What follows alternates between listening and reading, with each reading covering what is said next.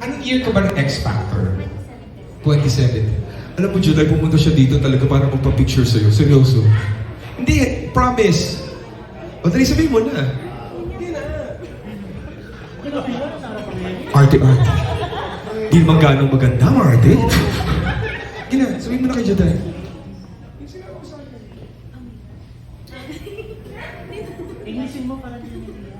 You need an interpreter? Basta love na love ka niya. She's a very, very big fan.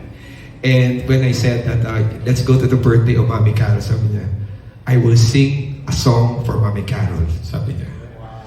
Hindi niya sinabi, inimbento ko lang. Anong gusto mo kantahin? Mami, what's your favorite song? Listen. Baby Shark. Baby Shark? Gusto mo pag-usapan natin yung album mo? At least platinum. But once.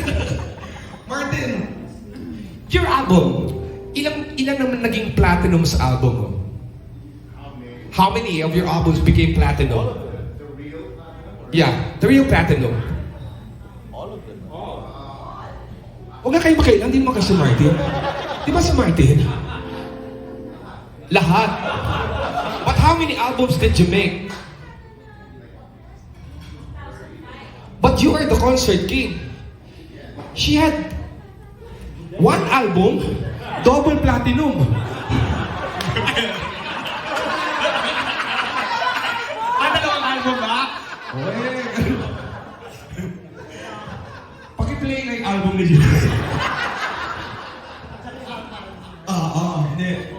Iba ang currency nun. During that time, medyo mas mababa pa yung currency. So, when you think about it, mas mataas, coming from Boswawi. Okay na.